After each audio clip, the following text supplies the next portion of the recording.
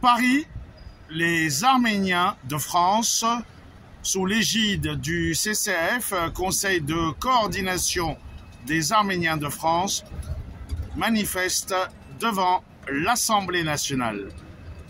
N'oubliez pas de vous abonner à cette page YouTube.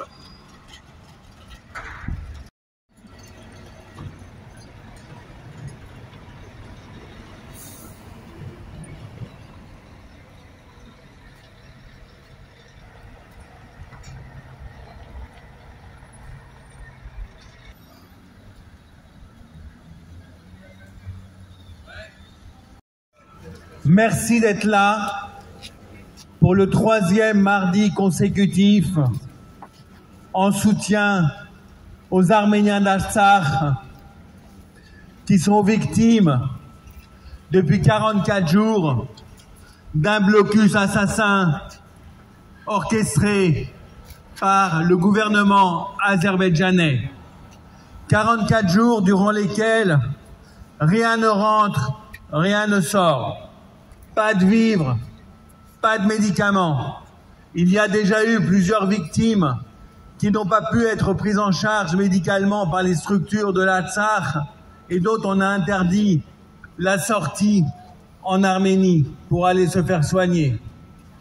La situation est de plus en plus tendue. Nous sommes en contact au quotidien avec les Arméniens du Haut-Karabakh, avec le gouvernement du Haut-Karabakh, avec des parlementaires du Haut-Karabakh qui nous disent, vraiment c'était déjà le cas la semaine dernière, mais qui nous disent aujourd'hui que la situation est vraiment tendue. Il n'y a plus à manger, il n'y a presque plus de médicaments, le chauffage est coupé 6 à 8 heures par jour. Imaginez que chez vous, alors qu'il fait beaucoup plus froid au Haut-Karabakh, imaginez qu'ici, on n'ait pas de chauffage pendant 6 à 8 heures par jour. Bref, c'est totalement inhumain. Et dans cette situation-là, nous continuons la mobilisation. Merci aux parlementaires et aux amis d'être présents à nos côtés. Ils sont des relais formidables auprès des autorités. Comme vous le savez, nous avons rencontré avec Arat Oranian hier le président de la République, Emmanuel Macron, dans un entretien d'1 heure, extrêmement constructif. Ça a été, de l'avis d'Arat Oranian et du mien, l'entretien le plus constructif que nous avons eu avec le président de la République depuis le premier mandat. C'est-à-dire qu'aujourd'hui, la France, au plus haut niveau de l'État, a pris conscience de la situation, a pris conscience que la situation était véritablement inacceptable en tout point, qu'en 2023, aujourd'hui, on puisse prendre en otage une population, car la population du Haut-Karabakh est vraiment prise en otage, évidemment bien imaginé.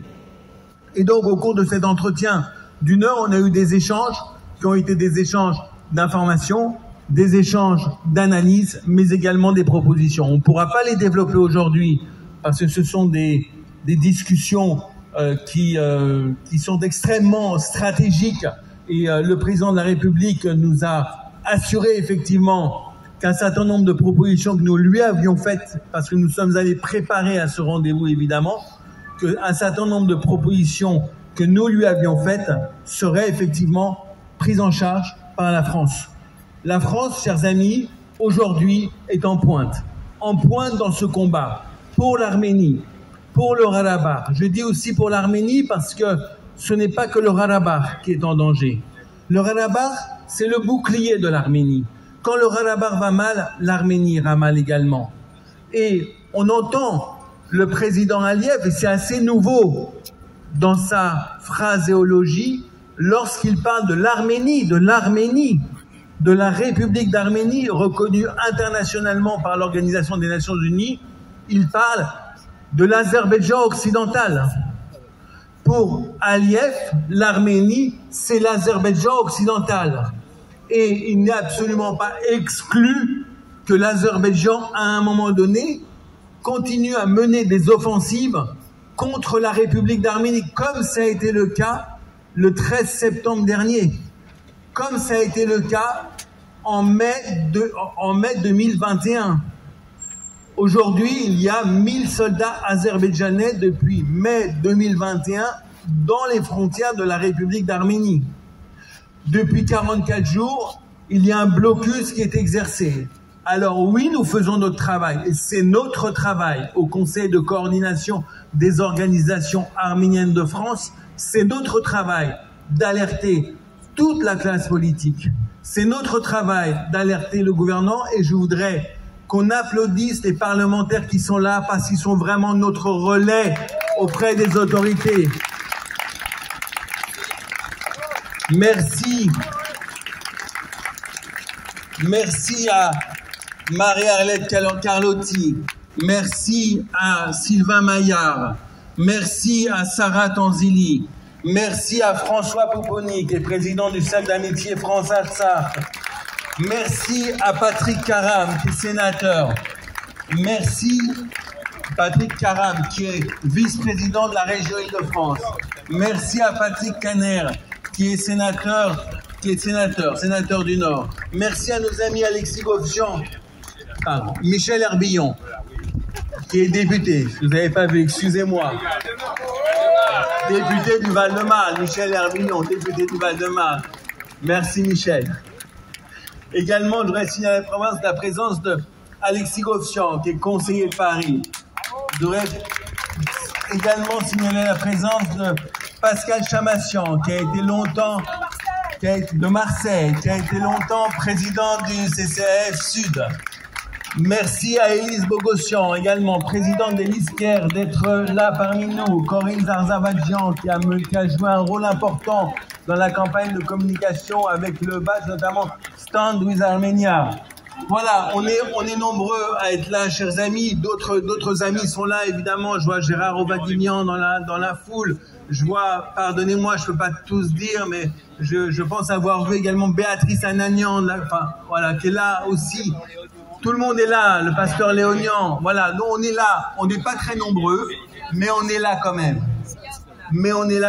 Et on est là pour soutenir les Arméniens du Haut-Karabakh dans ce combat qui va bientôt être un combat de la vie contre la mort. Chers amis, je vais donner la parole maintenant à Arat Oranian pour un deuxième discours d'introduction et ensuite nous passerons la parole à nos amis élus. Et si nous ne nous mobilisons pas, nous, qui annoncent d'ailleurs leurs intentions et qui en général les réalisent, et leurs intentions, c'est d'en finir avec la présence arménienne dans cette région du monde, dans ces territoires historiques où le peuple arménien a forgé son histoire pendant presque 3000 ans. Alors non, nous ne laisserons pas faire, et nous ne laisserons pas faire parce que nous-mêmes, nous sommes les descendants des rescapés du génocide de 1915. Donc nous sommes évidemment particulièrement sensibilisés au sort de l'Arménie, au sort de ce peuple qui continue 100 ans après, plus de 100 ans après, d'être menacé, d'être confronté aux mêmes turpitudes idéologiques, au même racisme, à la même intolérance, au même fanatisme. Mais nous savons que nous ne sommes pas seuls. Le Sénat, l'Assemblée nationale ont voté des résolutions à l'unanimité en solidarité avec l'Arménie et pour demander des sanctions contre l'Azerbaïdjan.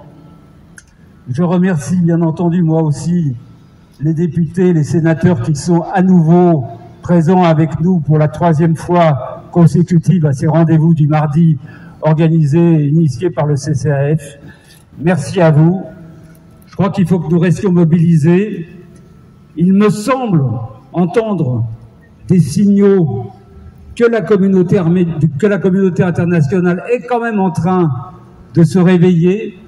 Les États-Unis, Anthony Blinken a appelé le président Aliyev pour lui demander de mettre fin, de cesser le blocus. On sait que c'est aussi une demande qui a été faite par les autorités russes, mais que ne font-elles pour l'arrêter alors qu'elles ont des soldats sur place? C'est aussi une mesure et une demande qui a été formulée par la France, par le ministère des Affaires étrangères. Et par ailleurs, nous voyons que l'Union européenne a aussi envoyé une mission d'observation sur place. Donc la question est peut-être en train de s'internationaliser. C'est l'objectif. Aliyev veut couper le Haut-Karabakh du monde, il veut couper l'Arménie du monde. À nous, partout où nous sommes, de l'isoler sur la scène internationale et de dénoncer ses crimes pour ce qu'ils sont. Renversons les choses, mais pour cela, il faut rester mobilisés. C'est ce que nous faisons au CCAF, c'est notre travail. Et nous comptons bien entendu sur vous, sur votre mobilisation pour continuer l'action en faveur du Haut-Karabakh et de l'Arménie. Je suis trop long, j'arrête. Humanitaire sans précédent. La Croix-Rouge l'a dénoncé et a dit que dans les jours qui allaient venir, la situation allait être terrible pour nos amis. Terrible parce que ce blocus de 45 jours par l'Azerbaïdjan qui touche 120 000 personnes, 30 000 enfants, 20 000 personnes âgées qui leur privent de tout. Quand on regarde les photos qu'on nous envoie, nos amis, il n'y a plus rien sur les rayonnages des magasins, plus rien. Le riz est comptabilisé, la farine aussi, les écoles sont fermées. Tu disais tout à l'heure, plus d'électricité ou en tout cas très peu. Donc aujourd'hui, seules passent les voitures de la Croix-Rouge qui arrivent avec quelques médicaments qui viennent d'Arménie et un tout petit peu de lait en poudre pour les enfants. Donc ce que nous sommes venus dire aujourd'hui, pourquoi d'abord l'UNICEF ne fait rien et ne dit rien? Il faut que nous l'interpellions. Des enfants n'ont pas d'école, les écoles sont fermées, ils n'ont pas de quoi manger et pas de quoi se nourrir. Aujourd'hui, nous souhaitons effectivement que la communauté internationale se réveille, car jusqu'alors, ce silence a été assourdissant et nous a fait beaucoup de mal. Et si nous sommes ici, c'est pour dire que nous, ici, partout en France, et notamment nous, les Marseillais, nous ne nous tairons plus sur ce qui est en train de se passer. Mes chers collègues, mes chers amis, c'est la troisième fois que vous êtes réunis aujourd'hui, parce que, effectivement, depuis 45 jours, la population arménienne d'Artsakh est soumise à un blocus inacceptable. Moi, ce dont je voudrais vous parler aujourd'hui, ce sont des 30 000 enfants qui sont actuellement en Artsakh, qui se voient privés de leurs droits les plus fondamentaux, de la possibilité de manger, de se chauffer, d'aller à l'école, d'apprendre. Et malgré ça, la semaine dernière, 18 jeunes enfants d'Artsakh qui étaient restés coincés en Arménie sont montés dans un bus pour rentrer en Artsakh, pour rentrer dans cette petite zone où ils n'auront accès ni à la nourriture, ni au chauffage, ni à l'éducation. Parce que ces hommes et ces femmes, parce que ces enfants, malgré la gravité de la menace à laquelle ils sont confrontés, ils sont prêts à tout pour continuer à vivre sur leur terre. Leur combat, leur détermination, elle vous oblige, elle nous oblige. Elle nous oblige à porter leur voix, encore et encore. Alors, les députés, les sénateurs, on l'a fait au mois de novembre, avec chacun des projets de résolution. Mais je peux vous assurer que parmi les parlementaires français, il y a une mobilisation qui est totale. Une mobilisation au Parlement européen et également une mobilisation à l'Assemblée parlementaire du Conseil de l'Europe où, à la demande de la délégation française, quelle que soit la couleur politique des députés en question, à leur demande, demain, il y aura un débat sur la question du couloir de la Chine et du blocus que l'Azerbaïdjan fait subir aux populations qui y vivent.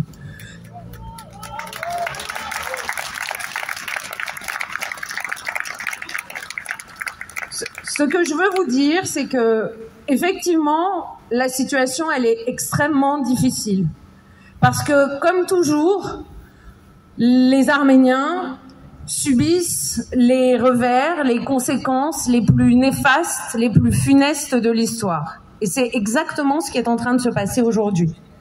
Mais je crois qu'on doit rester tous mobilisés, tous déterminés. On sera là encore mardi prochain s'il le faut, et les mardis qui suivront s'il le faut. J'espère que rapidement, nous n'aurons plus besoin de nous réunir, et qu'enfin, les populations arméniennes d'Artsakh, les enfants, les garçons et les filles d'Artsakh pourront reprendre le chemin de l'école en toute liberté. Voilà. Merci Sarah Kanzili. On va donner la parole à Patrick Caner, sénateur du Nord. Merci mes chers amis. Que dire en se voyant de semaine en semaine, de mois en mois? La situation s'aggrave et les descriptions qui ont été faites par nos collègues montrent que nous n'avons pas le droit de les lâcher, de lâcher ces 120 000 personnes, citoyens de la République d'Artsakh, ces 20 000, 30 000 enfants, tu disais Marie-Arlette, qui aujourd'hui sont privés finalement d'avenir. Nous sommes plusieurs centaines aujourd'hui.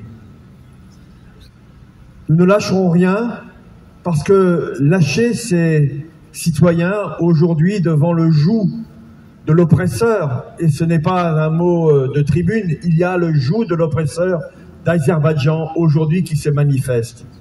Si nous les lâchons, cela veut dire que nous nous sommes lâchés nous-mêmes, que nous nous sommes privés de nos propres libertés. Défendre leur liberté, c'est défendre les valeurs, y compris les nôtres ici, dans notre pays. Et je vous le dis, vous qui êtes ici plusieurs centaines, vous qui vivez dans une forme de confort, vous pensez tout le temps, toujours, en permanence, à ce que vivent aujourd'hui ces habitants. Nous ne lâcherons rien parce que c'est notre devoir, parce que c'est notre honneur, et je le dis haut et fort devant vous aujourd'hui. Jamais l'Arménie, jamais l'Artsakh seront des provinces de l'Azerbaïdjan.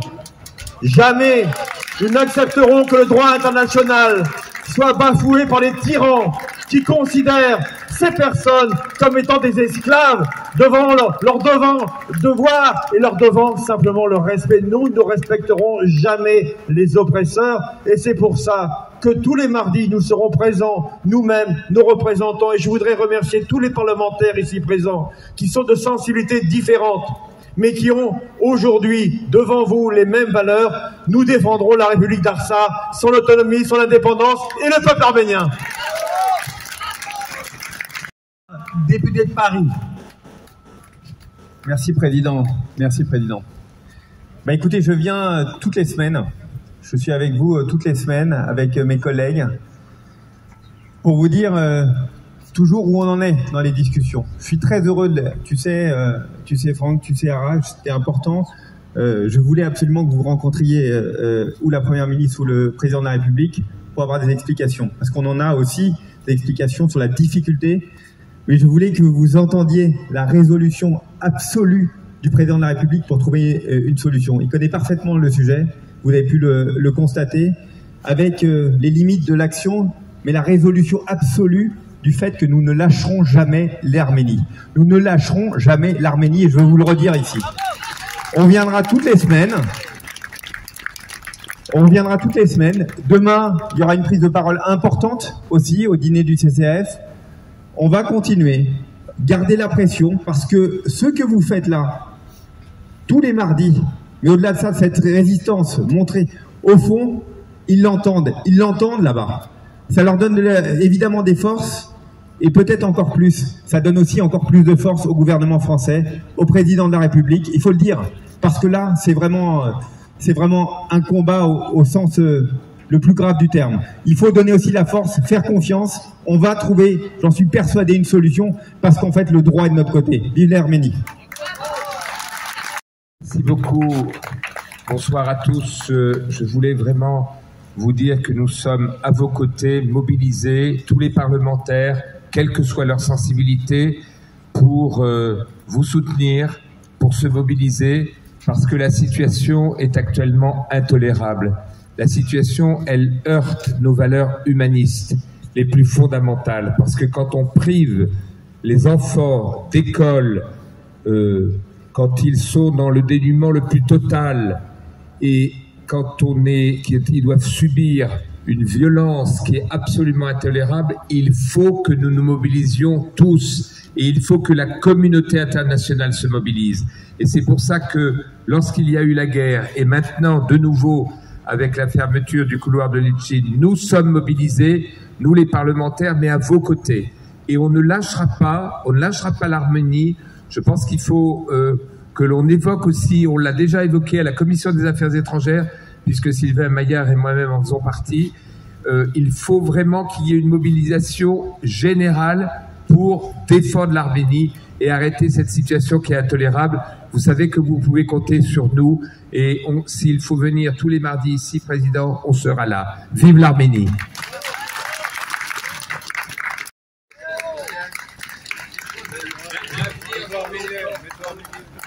Merci, messieurs les coprésidents. Alors, ce qui se passe aujourd'hui dans le Karabakh, ce qui se passe, c'est un génocide.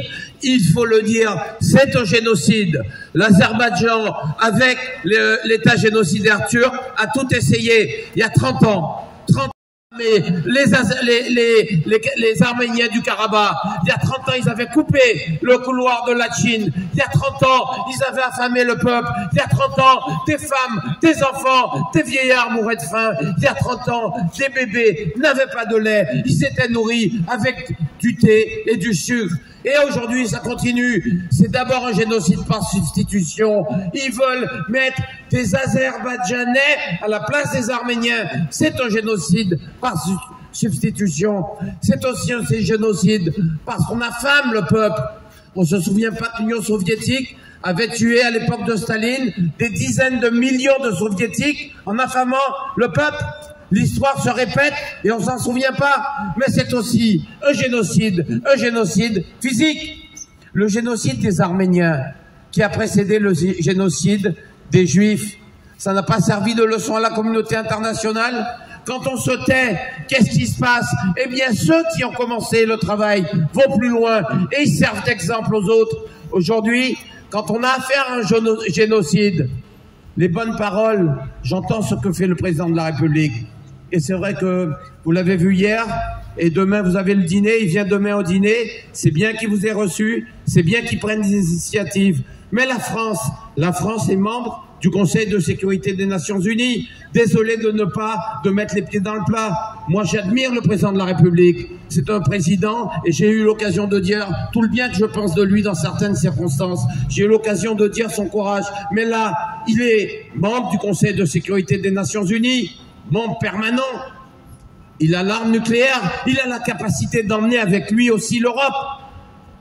Quand il y a un génocide, eh bien, le Conseil de sécurité doit se réunir, faire jouer la charte, l'article 7 de la Charte des Nations Unies, c'est-à-dire considérer qu'il faut une intervention, qu'il faut un blocus de l'Azerbaïdjan, considérer qu'il faut envoyer des soldats, considérer qu'il faut aussi envoyer des armes en Arménie et en Azerbaïdjan.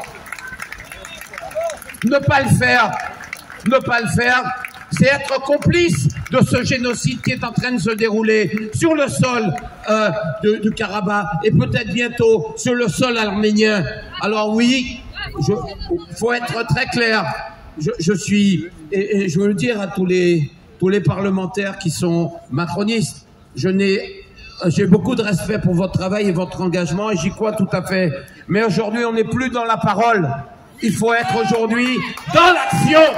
Et l'action aujourd'hui consiste à arrêter d'acheter du gaz à l'Azerbaïdjan, consiste à dire à von Leyen, ça suffit, demandez la démission de ceux qui aujourd'hui discutent, négocient et font des pactes avec l'Azerbaïdjan, ceux qui aujourd'hui tendent la main à la Turquie. Nous sommes en train de nous mettre entre les mains de deux États criminels. Deux États qui sont au dernier rang de la communauté internationale pour le respect des droits de l'homme. Alors non, on ne tergiverse plus. La France doit prendre une grande initiative en Europe et auprès des Nations Unies pour demander des sanctions internationales, pour demander à l'Europe d'arrêter de négocier, de discuter et d'acheter du gaz azéri. C'est quoi l'Azerbaïdjan? C'est combien de divisions par rapport à l'Europe? Qu'avons-nous fait en Ukraine? Et ce que nous avons fait en Ukraine, pourquoi nous ne le faisons pas pour le Haut-Karabakh? Est-ce que le sang d'un Arménien vaut moins que le sang d'un Ukrainien? Moi, je le dis, je suis un militant de ces causes. J'ai écrit un ouvrage, je suis allé sur place. Pour moi, l'Azerbaïdjan est un État criminel, un État génocidaire. La Turquie est un État criminel, un État génocidaire. Et je le dis de manière très simple. Le Haut-Karabakh restera toujours arménien, qu'ils le veulent ou pas. Merci Patrick Karam, on te soutiendra pour que tu sois sénateur. Anne-Laurence Pétel, qui est députée des Bouches-du-Rhône, également présidente du groupe France-Arménie à l'Assemblée nationale. Merci d'être là. Merci beaucoup. Merci beaucoup. Vous êtes nombreux et c'est chouette de vous voir aussi nombreux. Mais ce qui s'est passé hier, par exemple, le vote au Conseil de l'Union européenne, c'est un travail de longue haleine. C'est un travail de longue haleine entre ce qu'a souhaité le Premier ministre de l'Arménie, Nicole Pachinian, et il a travaillé avec Emmanuel Macron pour cela, le déploiement d'une force civile pendant 2 ans le long de la frontière arménienne avec l'Azerbaïdjan. Et ça a été voté hier. C'est un travail de longue haleine parce qu'il n'était pas évident que tous les pays européens votent d'une seule voix, en tout cas, et qu'il y ait éventuellement, nous avions très peur qu'il y ait des pays qui votent contre cette proposition. Ça n'a pas été le cas, notamment l'Italie, parce que vous savez que nous avons en Europe des pays qui sont très dépendants du gaz azéri. Ça n'est pas le cas de la France, mais c'est le cas de l'Italie, par exemple. Et l'Italie ne s'est pas opposée. Donc, très bientôt, nous aurons une mission d'une centaine de personnes. Nous avons demandé, dans le cadre, les députés de la majorité, nous avons envoyé un courrier à la ministre des Affaires étrangères pour qu'elle demande, parce que c'est comme ça que ça se passe, c'est aussi pour ça que je vous l'explique, c'est la ministre des Affaires étrangères qui doit demander au ministre de l'Intérieur de prévoir des observateurs français.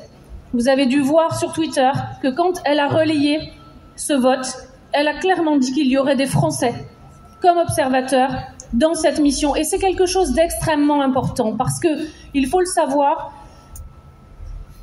le 13 et 14 septembre dernier, vous le savez, ce sont les frontières souveraines reconnues internationalement de l'Arménie qui ont été envahies par l'Azerbaïdjan. Et cette mission, elle est aussi une garantie de sécurité pour l'Arménie, au moins pour les 2 ans à venir. Alors oui, ça ne résout rien du corridor de Latchine aujourd'hui et de ce que vivent les Arméniens dans le Haut-Karabakh, c'est-à-dire une forme, vous l'avez tous dit tout à l'heure, de génocide. Le souhait pour l'Azerbaïdjan que les Arméniens s'en aillent, quittent cette terre qui est la leur, sans avoir à utiliser des armes. C'est ça qui est en train de se passer en fait, une espèce de guerre sourde, une guerre larvée, une guerre absolument, incroyablement, excusez-moi d'employer le mot, mais dégueulasse, de la part des Azerbaïdjanais, qui sont en train de terroriser les Arméniens et de les pousser à fuir. Non, nous ne devons pas accepter ça. Ce qui s'est passé en décembre, notamment, c'est la demande au niveau du Conseil de sécurité de l'ONU, au moins d'une déclaration commune sur le corridor de Latchine et ce qui s'y passait. La Russie s'y est opposée. La Russie s'y est opposée, mais l'Albanie également, quelques pays, les Émirats, et le Royaume-Uni a joué un jeu très particulier, ce qui nous a conduit, grâce à toi notamment, et avec Mourad, nous avons co-signé un courrier pour demander des comptes à l'ambassadrice du Royaume-Uni en France, pour savoir pourquoi le Royaume-Uni ne nous aide pas dans ce combat pour libérer le corridor de Latchine. La Russie joue un rôle mortifère. Quand nous sommes allés récemment, et ça je veux vous le dire aussi, c'est que le signal de la présidente de l'Assemblée nationale qui va, il y a 10 jours, avec une petite délégation dont je faisais partie, en Arménie, c'est un signal que la France est aux côtés des Arméniens. Le signal de ce qui a été voté hier au Conseil de l'Union européenne d'une mission qui sera déployée, c'est le signe que la France est aux côtés des Arméniens. Et c'est le signal que la France bouge. Sinon, ça n'aurait jamais pu se passer. Ça n'aurait jamais pu être voté sans la France. Il faut le savoir. Maintenant, donc, quand nous sommes allés en Arménie, nous avons aussi signé un accord de coopération entre nos deux assemblées. Donc nous allons, dans le cadre du groupe d'amitié France-Arménie, faire vivre cet accord de coopération et qui sera extrêmement important, notamment pour la formation des fonctionnaires, pour la formation des élus, pour tout un tas de choses qu'il y a dans cet acte de coopération. Donc c'est très très important, mais nous nous heurtons à l'immobilisme des Russes. Je vous invite, et vous l'avez peut-être déjà fait, mais à regarder les excellents rapports de la défenseur des droits de l'homme arménienne, qui a produit un rapport sur ce qu'il se passe à Latchine. Les coupures de gaz, les coupures d'Internet notamment, se sont passées sous les yeux des Russes sans qu'ils ne bougent le petit doigt. Sans qu'ils ne bougent le petit doigt. Donc il nous faut aussi mettre la pression. C'est très difficile. Aujourd'hui, c'est très très difficile. Ce qui se passe, c'est... Et nous ne sommes pas impuissants parce que nous pouvons agir. Ce qui se passe, c'est que les Russes sont en train d'être les complices de la situation et de cette situation terrifiante que vivent les Arméniens du Haut-Karabakh. Ce qu'a fait von der Leyen, vous l'avez dit, c'est mortifère.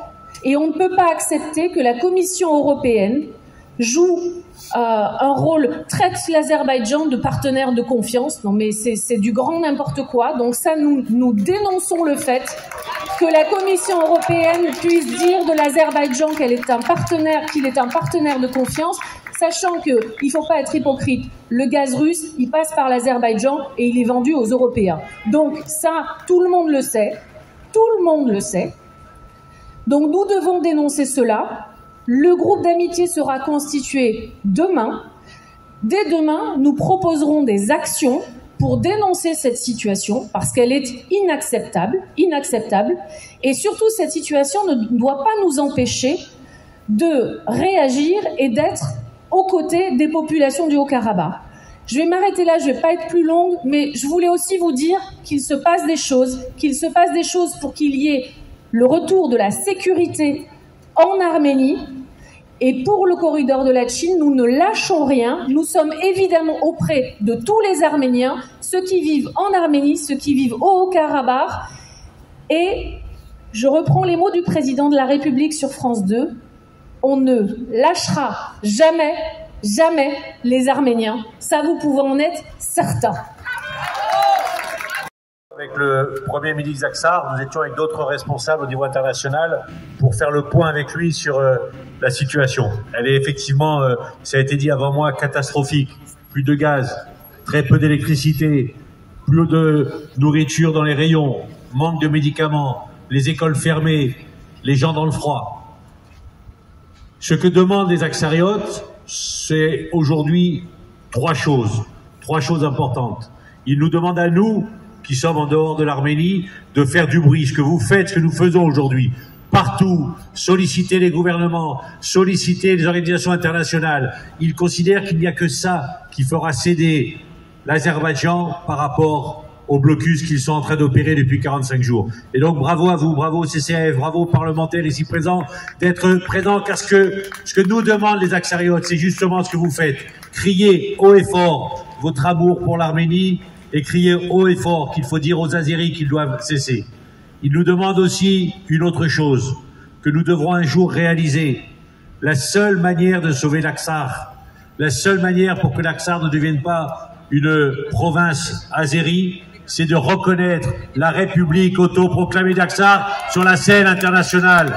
Il n'y a pas d'autre issue, il n'y a pas d'autre voie. On entend ce que nous disent certains pays qui refusent de la reconnaissance.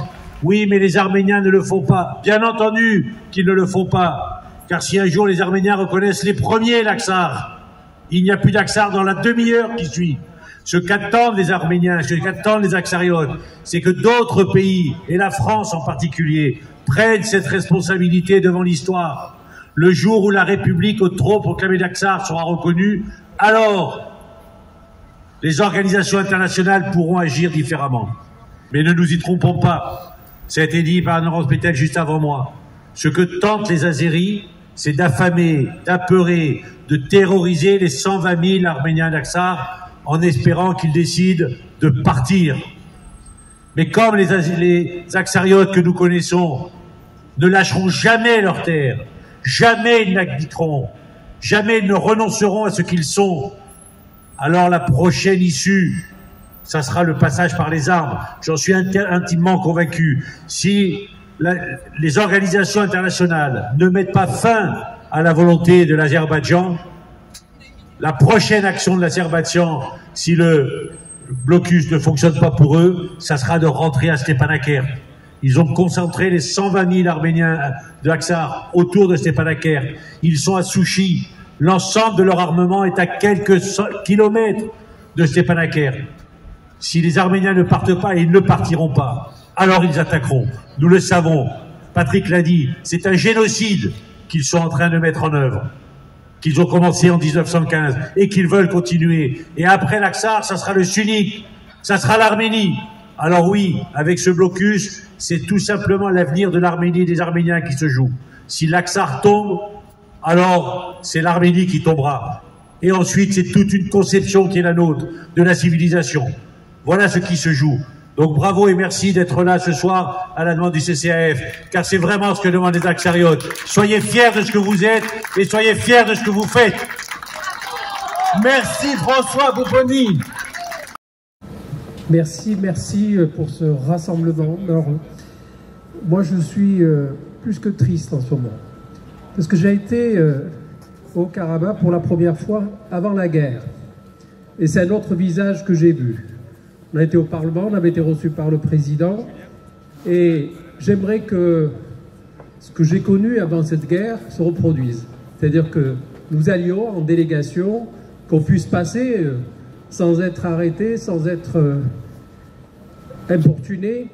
Et je crois que la mobilisation qu'on voit aujourd'hui avec l'ensemble des parlementaires, nous avons un devoir, nous parlementaires, effectivement, d'abord de parler à nos collègues. Pas tout le monde a conscience de l'importance de ce conflit, de ce que vivent les Arméniens, de ce qu'on vit au Haut-Karabakh. C'est notre rôle à tous et nous faisons ce travail qui est de longue haleine, même si on l'a commencé il y a très longtemps. Il n'y a pas si longtemps que ça, il y a 2 mois, je pense, on était aussi sur le front, en Arménie. Et on a vu des gens apeurés, des gens qui ont peur pour leur vie, des gens qui vivent l'angoisse, des femmes, des enfants qui ont quitté les villages. Et cette peur, on l'a sentie, on l'a vue de très près. Effectivement, on nous a demandé de l'aide. On a vu le Premier ministre, c'est de l'aide dont ils ont besoin aujourd'hui. Ils ont besoin d'aide en matière militaire, en matière d'armement, et il faut qu'on arrive, et je crois que c'est ce que nous faisons tous, notamment dans notre pays, à mobiliser davantage, et à prendre conscience que l'Arménie a besoin de nous, le Haut-Karabakh a besoin de nous. Et on compte sur vous, bien évidemment, pour vous mobiliser encore. Et vous pouvez compter sur nous. Merci beaucoup. Dans le silence assourdissant de l'indifférence internationale qui peut avoir l'œil rivé sur d'autres conflits tout aussi insupportables, la voix singulière de ce qui se passe en Arménie doit demeurer entendue.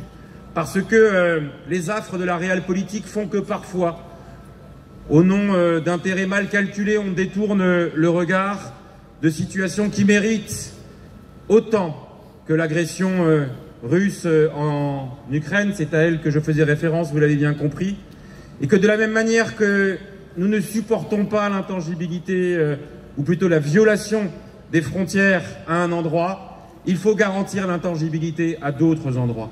Et qu'il ne peut pas y avoir 2 poids, 2 mesures.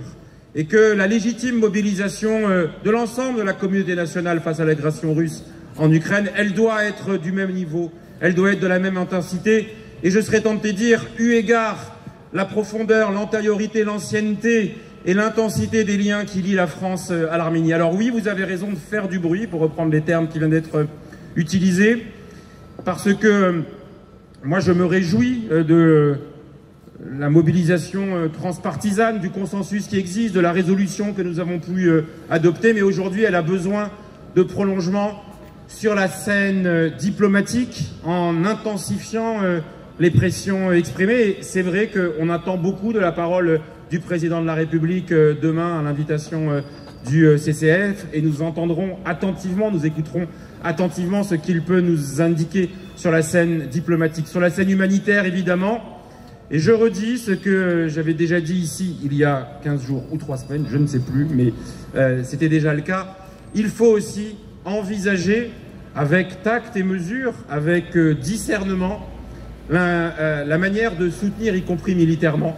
Parce qu'un peuple agressé, on le voit ici en Ukraine, il a aussi besoin d'un soutien militaire, d'un soutien logistique, d'un soutien technique, défensif assurément, technologique nous le pouvons, et je pense que ces chemins-là, ces réponses-là doivent aussi être explorées parce que on peut signer des pétitions, on peut signer des tribunes, on peut manifester, mais le sens de tout cela, c'est la traduction concrète, humanitaire, diplomatique, mais aussi le moment venu, militaire, et en disant cela, c'est pas une escalade folle, c'est pas une fuite en avant, c'est à un moment donné crédibiliser la chose la plus essentielle. On n'affame pas, on ne terrorise pas, on ne tue pas un peuple sans qu'en face celui-ci puisse se défendre, et il doit pouvoir bénéficier du soutien de la communauté internationale. Voilà aussi les messages que nous devons relayer avec vous. On est là aujourd'hui, j'espère qu'on n'aura plus à être là dans quelques semaines, mais nous continuerons. Merci Jérôme Guerre. Qu'il soit une mobilisation puissante, qui puisse avoir de l'impact, de l'influence sur l'Azerbaïdjan. Un certain nombre de dirigeants doivent être mobilisés. Et nous le faisons dans tout ce que nous avons eu hier avec le président de la République est stratégique. Et si le plan nous le propose sera décisif pour l'avenir, ça sera très puissants, aujourd'hui encore plus puissants à la faveur de la guerre en Ukraine. Décisif pour l'avenir des Arméniens du Haut-Karabakh, parce qu'évidemment,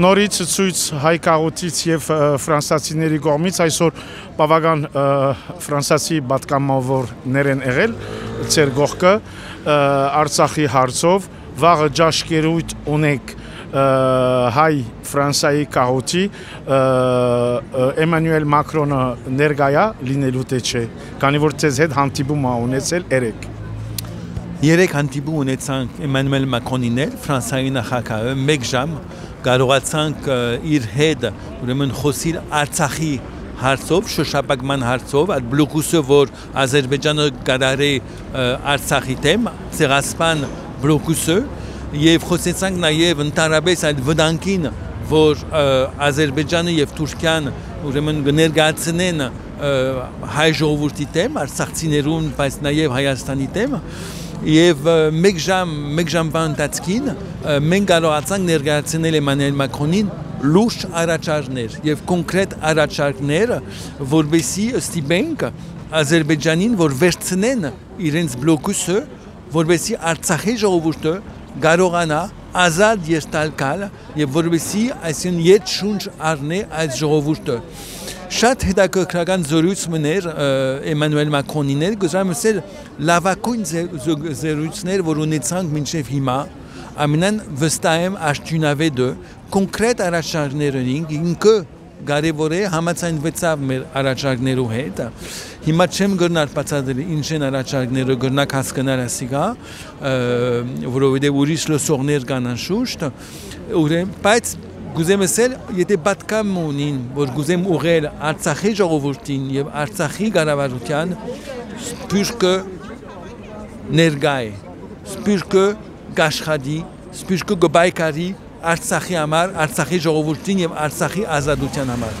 Գա պաշտոնական հայտարարություն եւ գա բաներ, որ պետք է չի հայտարարել, էդի մենք շատ դեղյակ ենք այդ վիճակից։ Վերջի անգամ եկել է Ֆրանսիայի նախագահը ջաշկերույթին 2020-ին, 21-ին կոവിഡ്ի պատճառով չգավ, 22-ին եղել է Գերմանիայում Անգելա Մերկել Ուկրաինայի հարցով, այս տարի պետք է գա։ Ցեզ երեք հայտարարեց, որ ինքը լինելու է կամ կարողա չգա։ Քանի որ մի օր է մնացել։ Անգերձորեն մեզ եսա որ պիտի չկա, ինքը պիտի չկա, բայց գարավարական ներկայացությունը պիտի լա բավական բարձր մագարտակի, անորամար ինքը մեզ ընդունեց, որպեսզի հանգիստ խոսենք Արցախի հարցով, որ այսօր անգերձորեն Արցախը մեր առաջնահերթությունն է եւ կարեւոր է նաեւ որ ուրիշ բարձակույն նախարարներ արտահայտվին որովհետև նախագահին հետ մեր գաբերը ասեմ իս թիմին հետ առօրյա են, իս թիմին հետ իրեն հետ իսկապես մդերմություն մգա, քաղաքական թե անձնական մդերմություն մգա, հիմա կարևոր է որ վարչապետ, ներքին գործոս նախարար, դարբեր նախարարներ նաև ներկա լինեն, որովհետև ասեմ ցեզի այս ընթրիկի ժամանակ քանի հայրուր պատգամավորներ, սենատորներ, պաստապաններ, լրագրողներ ներկա բիդլան, մեր խոսքը մենք գնեն, եւ գիտեք ինչ, վաղվա ընթրիկը նվիրված է Արցախին։ Այսօրվա, քանի որ այսօր է լինելու, այս իրիկում։ Այս իրիկում։ Այո, Ֆրանսիայի ազգային ժողովը եղել է Հայաստանում, ինքն էլ է գալու։ Ներողություն։ Ֆրանսիայի ազգային ժողովի նախագահին, որ եղել է Հայաստանում մի քանի օր առաջ, ինքը լինել է ձեր կողքին վաղ։ Այո, այո։ Մի քիչ հետո։ Գուկա, այո, գուկա։ Շնորհակալություն Մուրադ Պապազյան։ Yes.